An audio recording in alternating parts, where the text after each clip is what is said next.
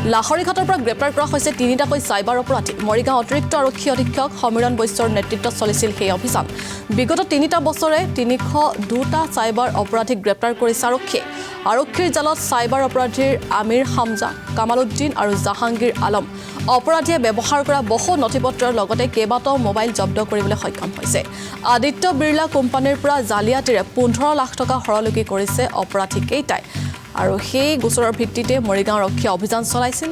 বিশেষকৈ মৰিগাঁও বিভিন্ন প্ৰান্তত চাইবাৰ অপৰাধীয়ে এক বৃহৎ চক্ৰ ইতিমধ্যে সক্ৰিয় হৈ উঠিছিল শেহতীয়াকৈ। আৰু লাহৰীঘাটৰ পৰা ইতিমধ্যে সেই চাইবাৰ অপৰাধীৰ বিৰুদ্ধে আৰক্ষীয়ে অভিযান আৰম্ভ কৰিছিল আৰু সেই অভিযানতে তিনিটাকৈ চাইবাৰ অপৰাধীক লাহৰীঘাটৰ পৰা গ্ৰেপ্তাৰ কৰিবলৈ সক্ষম হৈছে।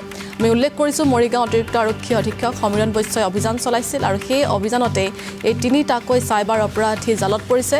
আৰু লগতে বিগত ৩টা বছৰে ৩০২টা চাইবাৰ অপৰাধীক গ্ৰেপ্তাৰ কৰিছে আৰক্ষীয়ে। আৰু এইবাৰ মৰিগাঁৱৰ লাহৰীঘাটৰ পৰা আৰক্ষীৰ জালত পৰিছে চাইবাৰ অপৰাধী আমিৰ হামজা, কামালউদ্দিন আৰু জাহাংগীৰ। অধিক তথ্যৰ বাবে আৰক্ষীয়ে তিনিটা চাইবাৰ অপৰাধীক সোধা পোছা অব্যাহত ৰাখিছে, কিয়নো এই চাইবাৰ অপৰাধীকেইটাই আদিত্য বিৰলা কোম্পানীৰ পৰা জালিয়াতিৰে ১৫ লাখ টকা সৰলকি কৰিছিল আৰু সেই গোচৰৰ ভিত্তিতে আৰক্ষীয়ে অভিযান চলাই তিনিটাকৈ চাইবাৰ অপৰাধীক আৰক্ষীয়ে জালত পৰিবলৈ সক্ষম হৈছে।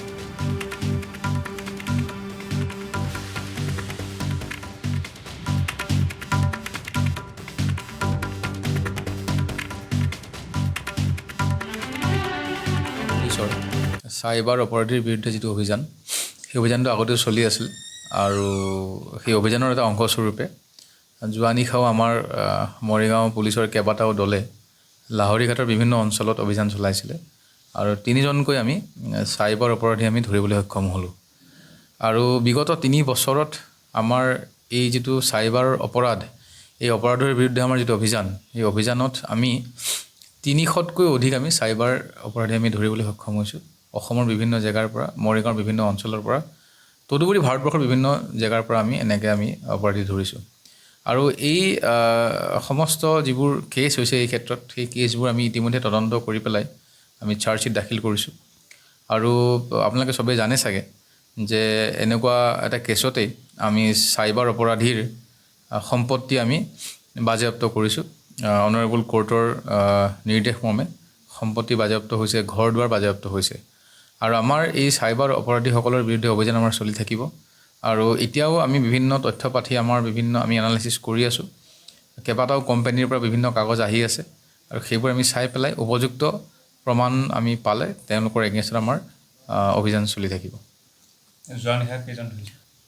যোৱা নিশা আমাৰ যিটো ৰেইড আছিলে, সেই ৰেইডত আমি 3জন তেনেকৈ চাইবাৰ অপৰাধী ধৰিছোঁ। তেওঁলোকৰ নাম হ'ল জাহাংগীৰ আলম, আমিৰ হামজা আৰু কামালউদ্দিন। ইতিমধ্যে তেওঁলোকৰ পৰা আমি মোবাইল চিজ কৰিছোঁ, এইবোৰ এনালাইচিছ কৰি আছোঁ।